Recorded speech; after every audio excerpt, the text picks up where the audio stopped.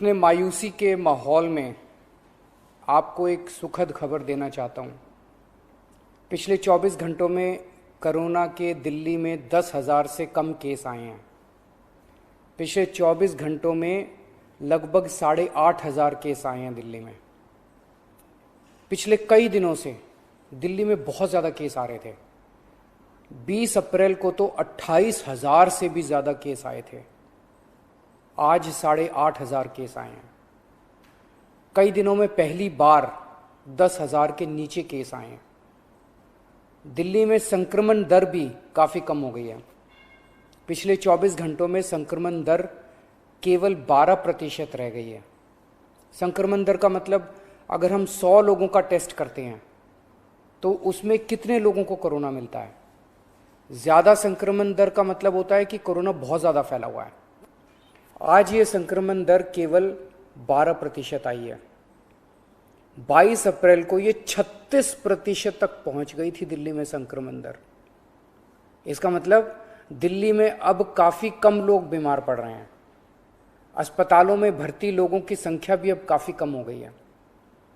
पिछले 10 दिनों में दिल्ली के अस्पतालों में कोरोना के 3,000 से ज़्यादा मरीज कम हो गए हैं, यहाँ कि 3,000 बेड खाली हो गए हैं। और अब अस्पतालों में बेड मिलने में परेशानी नहीं हो रही है। हालांकि एक बात देखने में आई है कि आईसीयू के बेड अभी भी भरे हुए हैं। इसका मतलब सीरियस मरीजों की संख्या अभी ज़्यादा कम नहीं हुई है। अभी भी दिल्ली के अस्पतालों में आईसीयू बेड लगभग सारे भरे हुए हैं। इस दिशा में भी आपकी सरकार काम कर रही है।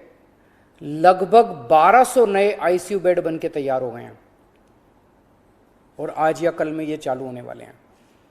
इससे अपने दिल्ली वासियों को काफ़ी राहत मिलेगी। दिल्ली में जो केस कम हो रहे हैं इसमें हर दिल्ली वासी का बहुत ज़्यादा सहयोग रहा है। हमने दिल्ली में बहुत कड़ा लॉकडाउन लगाया, लेकिन दिल्ली वासियों ने उसमें पूरा सहयोग किया। सबने पूरी तरह से लॉकडाउन का पालन किया। आज सब लोग बात कर रहे हैं कि दिल्ली वासियों ने इतने कम समय में कोरोना के केस कम कैसे कर लिए। ये केवल और केवल दिल्ली वासियों के अनुशासित आचरण की वजह से हुआ है। लेकिन लड़ाई अभी जीती नहीं गई है। लड़ाई अभी बाकी है। अभी भी 8,500 केस आए हैं। इनको 0 तक ले जाना है। कोरोना को पूरी तरह खत्म करना है। और दूसरी बात, हम अगर अब ढीले पड़ गए तो ये केस फिर बढ़ जाएंगे। कोई गारंटी नहीं है कि ये कम ही रहेंगे। फिर से दिल्ली पे मुसीबत आ सकती है। इसीलिए किसी भी हालत में ढिलाई नहीं करनी।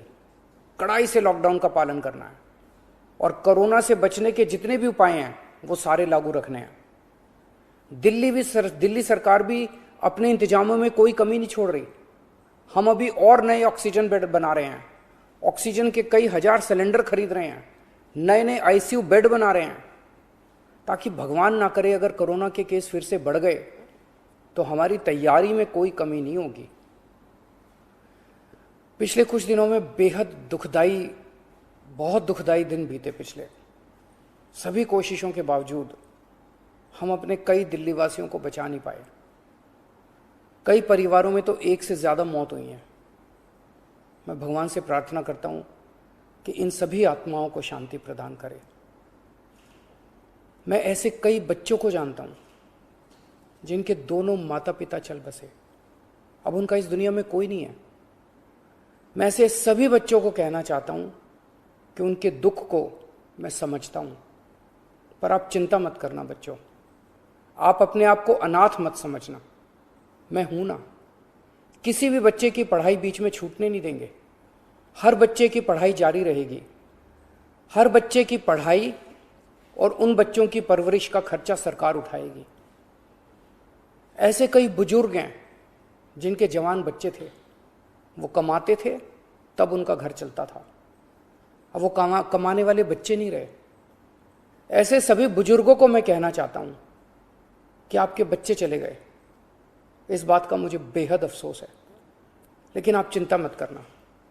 अभी आपका ये बेटा जिंदा है। ऐसे सभी परिवार जिनमें कमाने वाले व्यक्ति की मौत हो गई, उनकी मदद सरकार करेगी।